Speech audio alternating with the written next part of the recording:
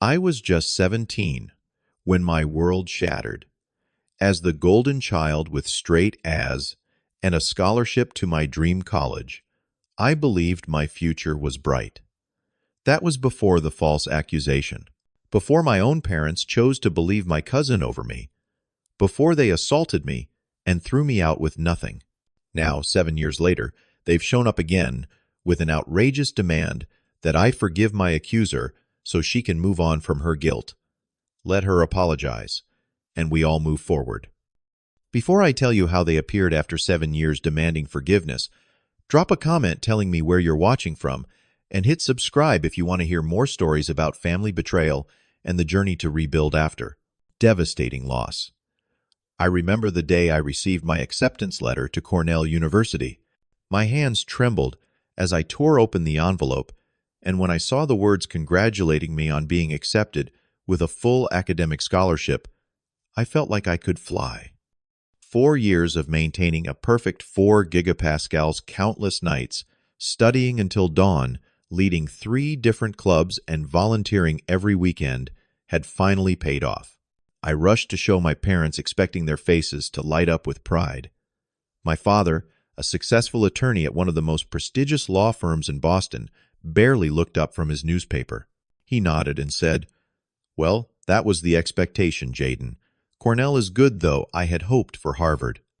My mother, an elementary school teacher who obsessed over appearances, was more enthusiastic but quickly shifted to concerns about what I would wear to orientation and whether my wardrobe was appropriate for an Ivy League student. That was typical of our household. Achievement was expected, not celebrated. My father ruled our upper-middle-class home with the same precision and control he wielded in the courtroom. Every decision required his approval, from the courses I took to the friends I made. My mother, while warmer in her approach, was equally focused on maintaining our family image in the community. Our colonial-style house in the suburbs was meticulously kept, much like the reputation my parents guarded so fiercely. I learned early that my parents' love came with conditions. Straight as meant dinner at my favorite restaurant. Winning a debate competition earned me a new laptop. Anything less than excellence resulted in lengthy lectures about potential and responsibility. Despite this, I believed they wanted what was best for me, even if their methods were flawed. Then there was Amanda, my cousin, and the daughter of my mother's sister. 2 years younger than me, Amanda had been a regular fixture in our home since she was little. While my parents were strict with me, they showered Amanda with affection and gifts whenever she visited. As the only female grandchild in the family, she held a special place in everyone's heart, especially my mother's. Amanda had golden blonde hair, big blue eyes, and a smile that could charm anyone. Behind that smile, however, was a master manipulator. I noticed it early on, how she would cry on command when she didn't get her way, or how she would break something and blame it on me. My parents always took her side, telling me to be the bigger person because she's younger or she's just a girl. As we grew older, Amanda's tactics became more sophisticated. In middle school, she spread rumors about classmates who threatened her popularity. In high school, she dated my best friend only to dump him publicly and humiliatingly when someone better came along. Through it all, the adults in our family excused her behavior as just teenage girl stuff, or worse, found it amusing.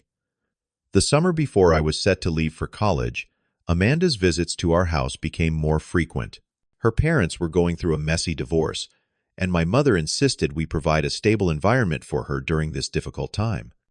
I later learned that Amanda had been caught drinking at school and had her third boyfriend breakup that year, all of which contributed to her increasingly volatile behavior. During this time, the cracks in my family relationships began to widen. My father's expectations grew even more demanding as college approached. He insisted I follow his footsteps into law, despite my interest in computer science. "There's no real future in playing with computers all day," he would say, dismissively ignoring the tech boom happening around us. My mother, meanwhile, had begun planning my entire college experience, from my major to which fraternity I should pledge. I felt suffocated but convinced myself that once I got to Cornell, I could create some distance and start making my own choices. I would make them proud while still finding my own path. Little did I know that I would never make it to Cornell at all, and that my path would be forced upon me in the cruelest way possible. Looking back, I can see the warning signs I missed: Amanda's jealous glances when my acceptance letter arrived, her snide comments about how some people have everything handed to them, and the way she would insert herself into conversations between me and my parents. I was too focused on my future to notice that someone was plotting to destroy it. August 13th was supposed to be an important day. I had a final interview for an internship that could give me valuable experience before starting college. I had pressed my best shirt, polished my shoes, and prepared answers to every possible question. That interview would never happen. The night before, Amanda came over for dinner. My aunt had dropped her off, saying she needed a break from the drama and asking if Amanda could stay the night. It wasn't unusual. We had a guest room that had practically become Amanda's second bedroom over the years. Dinner was uneventful. My mother had made lasagna. My father talked about a case he was working on, and Amanda chatted about her plans for the school year. After dinner, we watched a movie in the living room. I remember it was some action film that my father had chosen. Amanda sat unusually close to me on the couch, which made me slightly uncomfortable, but I didn't want to make a scene by moving. When the movie ended around 10, I excused myself, explaining that I needed to be well rested for my interview. My parents nodded approvingly, and I said goodnight. Amanda was still sitting with my parents, saying she wanted to watch the news before bed. I went upstairs, took a shower, set my alarm, and fell asleep almost immediately. The next morning I was violently awakened by my bedroom door being slammed open. My father stood in the doorway, his face contorted with rage, unlike anything I had ever seen before. Before I could fully wake up or understand what was happening, he yanked me out of bed by my arm. "You disgusting piece of garbage! How could you?" "In our house," he shouted, his grip tightening painfully around my bicep. I was completely disoriented, still half asleep, and utterly confused. "Dad, what are you talking about?" That's when he slapped me across the face with such force that I stumbled backward. "Don't play dumb." Amanda told us everything. My mother appeared in the doorway, her eyes red and swollen. Behind her stood Amanda, looking small and fragile, with tears streaming down her face. I noticed with confusion that she was wearing the same clothes from the night before. "Amanda says you came into her room last night," my mother said, her voice shaking. "She says, you touched her, Jaden." The accusation hit me like a bucket of ice water. I stared at them in total shock, my mind racing to process what they were saying. "What? No, that's insane. I went to bed and slept all night. I never went near her room," I protested. Amanda let out a dramatic sob. "How can you lie like that after what you did to me?" My father grabbed me by my shirt collar. "We trusted you. We raised you better than this." "Dad, please. I didn't do anything." "I swear.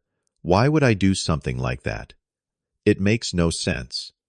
I was desperately trying to reason with him, but I could see in his eyes that his mind was already made up.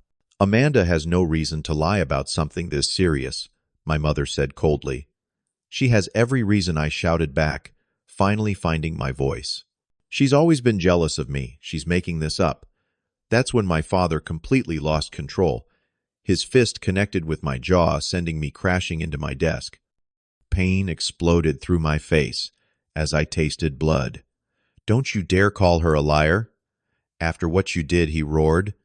I touched my lip and looked at the blood on my fingers in disbelief. My own father had just punched me in the face. 20 years of believing I was loved and protected, gone in an instant. My mother made no move to stop him. Instead, she pulled Amanda close, comforting her while watching me with disgust. "How could you, Jaden? We raised you. We gave you everything." "I didn't do anything," I repeated, this time more quietly, the shock setting in. Did anyone even ask Amanda for any proof? Did anyone check if her story makes sense? What more proof do we need than her word my father spat? She was too afraid to even change clothes. She locked herself in the bathroom all night. I looked at Amanda, really looked at her, and saw something behind the tears that chilled me satisfaction.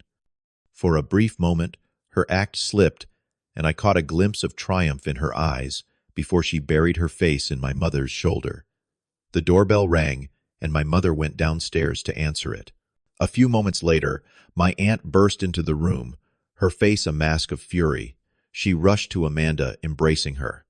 "You monster!" she screamed at me. "I'm calling the police right now." "No," Amanda suddenly interjected. "No police. I just want him gone. I don't want to talk about it anymore." I realized later this was her most brilliant move. By refusing police involvement, there would be no investigation, no questioning of her story, no collection of evidence that might exonerate me, just judgment and punishment from my family. "Amanda, please," I begged, "tell them the truth. You know I didn't do anything."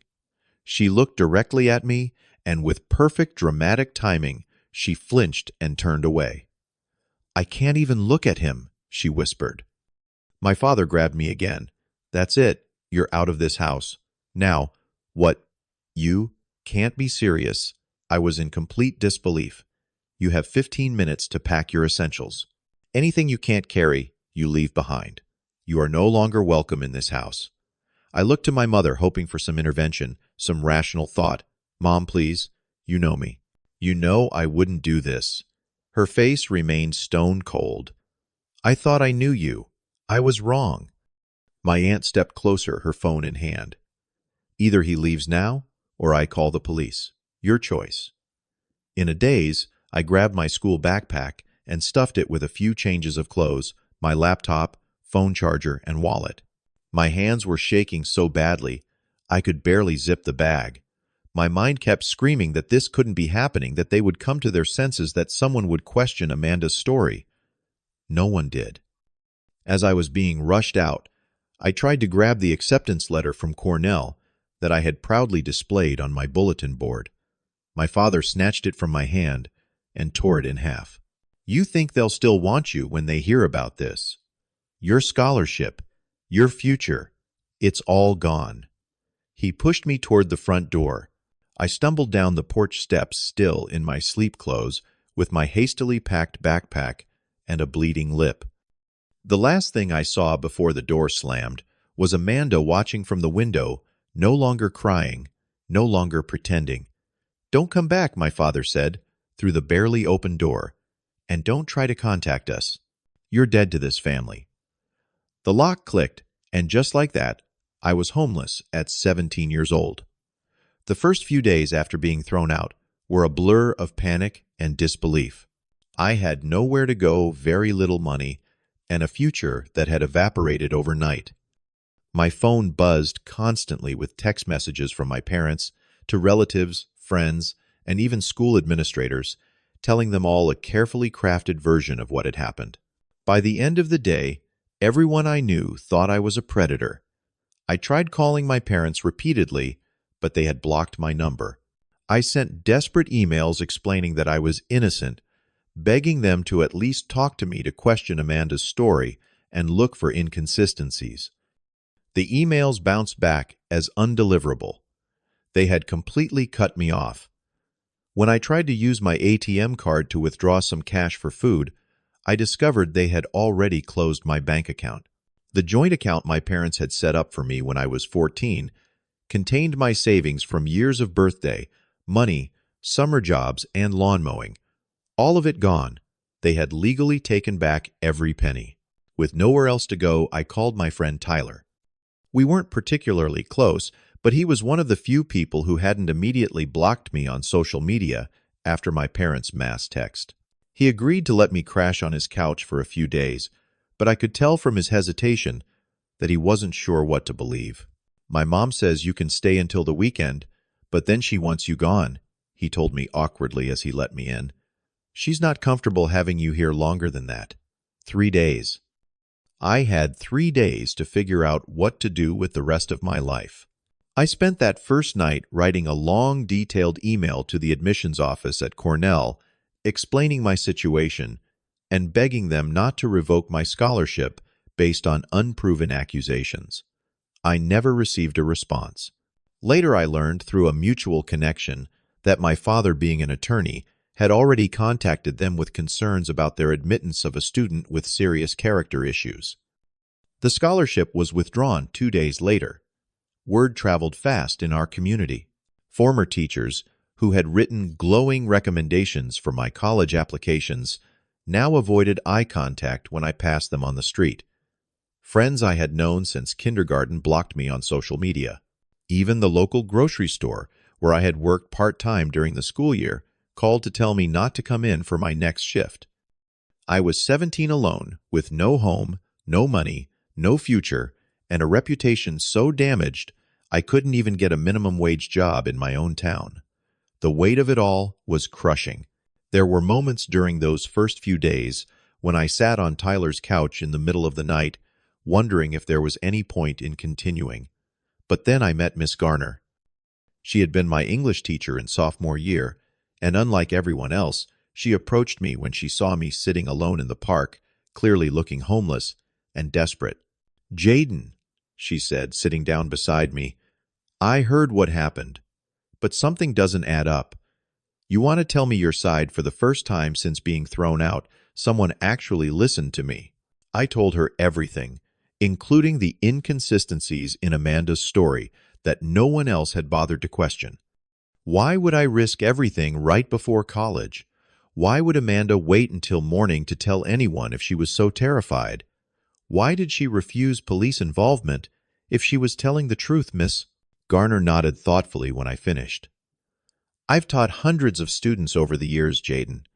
I like to think I'm a good judge of character. This isn't you." She couldn't give me a place to stay, having a small apartment and 2 young children of her own, but she did something equally valuable. She connected me with a youth support organization in the next town over one that specifically helped young people who had been displaced from their homes.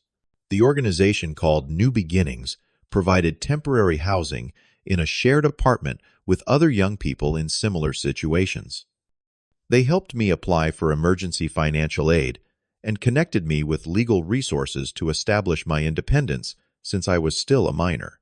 They even helped me secure a job washing dishes at a local restaurant where the owner didn't care about rumors from another town. It wasn't the life I had planned, but it was a start.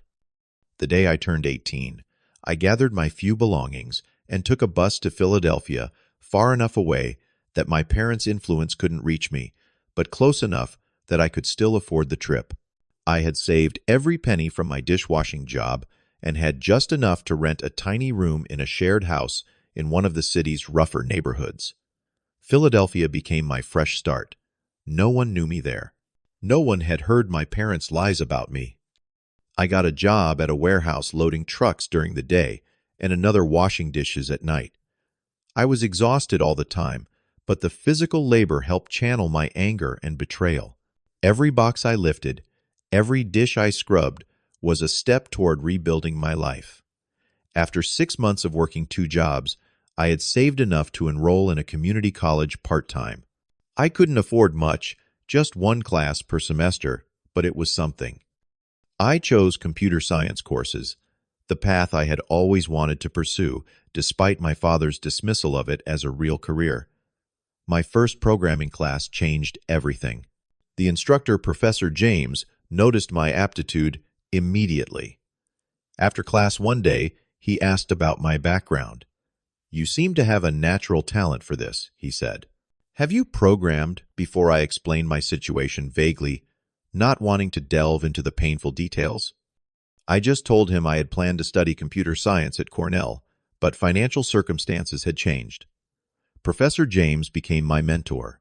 He guided my studies, recommended additional resources, and eventually helped me secure an internship at a small tech startup in the city. The pay was minimal, but the experience was invaluable. "You have the skills to go far in this field, Jaden," he told me. Don't let whatever happened in your past define your future. Those words became my mantra over the next several years. I worked, studied, and slowly built a new life for myself. The path was longer and harder than the one I had originally planned, but it was mine. Every achievement was earned through my own efforts, not handed to me by parents with conditional love. By year 3 in Philadelphia, I had completed my associate's degree and was accepted to Temple University to finish my bachelor's in computer science. I qualified for grants and scholarships based on my excellent community college performance, which covered most of my tuition. I continued working now as a junior developer at the startup that had given me my first internship. For the first time since the accusation, I allowed myself to make friends again. My coworkers at the startup became like family. We worked long hours together, celebrated project completions with cheap beer, and helped each other through coding problems and personal crises alike. They knew nothing of my past, and I preferred it that way. I was no longer defined by what had happened to me.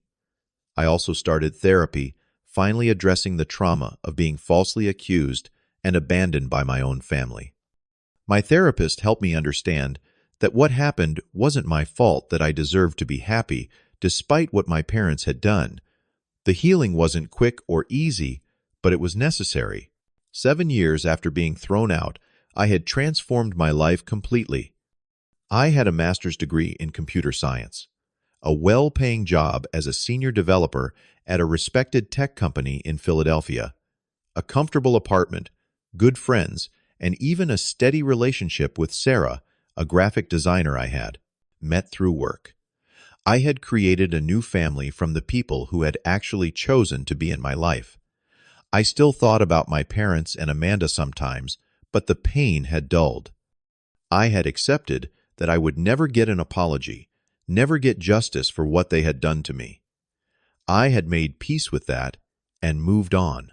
Or, so I thought, until the day they showed up at my office uninvited and unannounced, demanding to speak with me, as if 7 years of silence had never happened.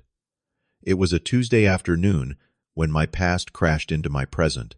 I was in a meeting with my team, discussing the launch of a new project we had been working on for months. Through the glass walls of the conference room, I noticed the receptionist looking uncomfortable as 3 people stood at her desk, one of them gesturing emphatically. Something about the man's posture seemed familiar, but I didn't think much of it until the receptionist reluctantly picked up the phone and called my extension. "There are some people here insisting they need to see you," she said when I answered. "They say they're your family." I told them you're in a meeting, but they refused to leave. I felt the blood drain from my face. What do they look like?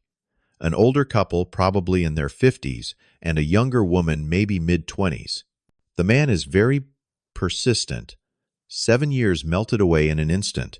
My heart pounded, as if trying to escape my chest. "Tell them I'll be out in 5 minutes. I somehow managed to finish the meeting, though I have no recollection of what I said.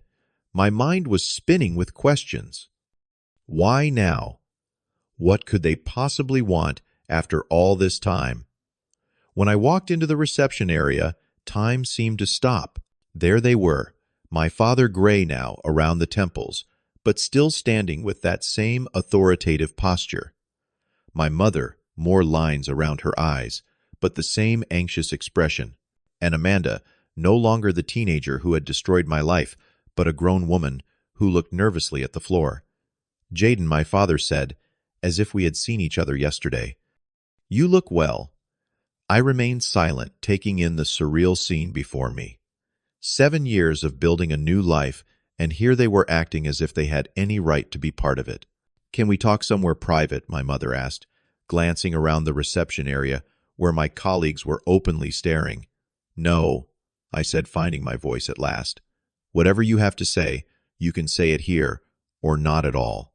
My father's jaw tightened, that familiar sign of his displeasure. "This is a family matter, Jaden. It deserves privacy. We stopped being family when you threw me out based on a lie," I replied, surprised by the steadiness in my voice. So either say what you came to say, or leave. Amanda finally looked up, her eyes brimming with rehearsed tears. I came to apologize, Jaden. I stared at her, waiting for more, but she seemed to think those few words were sufficient for the destruction she had caused. Apologize, I repeated flatly. 7 years later, my mother stepped forward, placing a hand on Amanda's shoulder. Amanda has been having a very difficult time. The guilt has been eating away at her.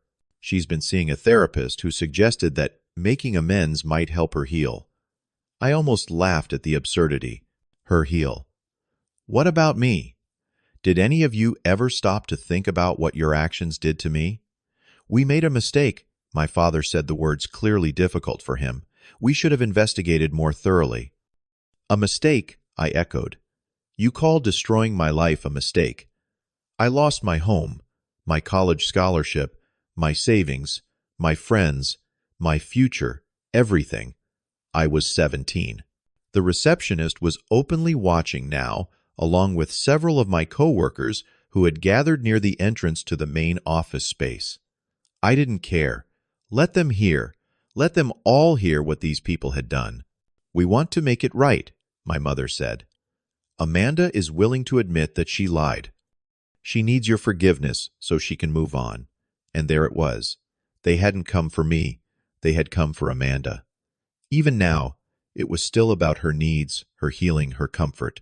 So let me understand this, I said, my voice dangerously calm. Amanda falsely accused me of sexual assault. You believed her without question, physically assaulted me, threw me out with nothing, and cut me off completely. Now, 7 years later, you show up because Amanda feels guilty and needs my forgiveness to feel better about herself. My father shifted uncomfortably. When you put it that way, that is exactly what happened, I said. And now you want me to absolve all of you so you can sleep better at night. Amanda stepped forward. I was going through a lot back then with my parents' divorce and everything. I was jealous of you, of your perfect life and your scholarship. I just wanted some attention. I never thought they would kick you out. That doesn't make it better, I said. That makes it worse.